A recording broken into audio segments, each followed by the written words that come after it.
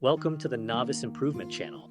Here is how to survive the next big snowstorm. When driving, always slow down and increase your following distance. Black ice is invisible, so gentle maneuvers are key. Back home, shovel your driveway and sidewalk early and often. Don't wait for it to freeze into a heavy block of ice. Inside, leave a cold water faucet dripping slightly to prevent pipes from bursting. And keep your thermostat at a steady temperature day and night.